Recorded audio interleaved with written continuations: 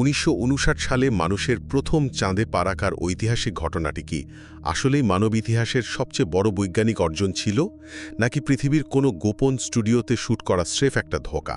চলুন এই দীর্ঘস্থায়ী সন্দেহের পেছনের মূল কারণগুলো আজ খতিয়ে দেখি। প্রথমত, ওই পথপথ করে ওরা আমেরিকার পতাকার বিষয়টা ভাবুন। চাঁদে তো কোনো বায়ুমণ্ডল বা বাতাস নেই, তাই না? তা সত্ত্বেও নাসার সেই বিখ্যাত ফুটেজে পতাকাটি রীতিমতো উড়তে বা কুঁচকানো অবস্থায় দেখা যায়। সংশয়বাদীদের মতে এটা নিশ্চয়ই ক্যামেরার বাইরে থাকা কোনো ফ্যানের কাজ। এখন আপনারাই বলুন, বাতাসহীন শূন্যস্থানে একটা পতাকার এভাবে ওড়াটা কি একেবারে জাদুর মতো মনে হয় না? দ্বিতীয়ত, শুধু পতাকা নয়, চাঁদের চারপাশের পরিবেশেও বেশ কিছু অদ্ভুত অসঙ্গতি রয়েছে।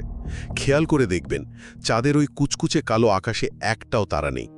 আরও অদ্ভুত ব্যাপার হলো, সেখানে আলোর একমাত্র উৎস সূর্য হওয়া সত্ত্বেও নভোচারীদের ছায়া পড়েছে একেবারে বিভিন্ন দিকে।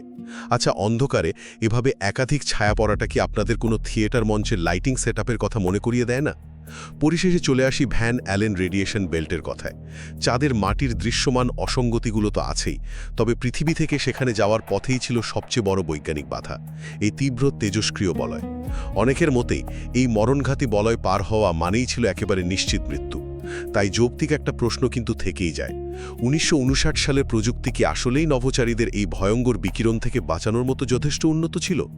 নাসার এলআরও মিশনের মাধ্যমে চাঁদে ল্যান্ডারের উপস্থিতি শক্ত প্রমাণ থাকা সত্ত্বেও গত ৫০ বছরে আর কোনো মানুষের সেখানে ফিরে না যাওয়ার বাস্তবতাই এই চন্দ্রাভিযানকে আজও অনেকের কাছে একটি অমীমাংসিত মহাজাগতিক চিত্রনাট্য হিসেবে বাঁচিয়ে রেখেছে।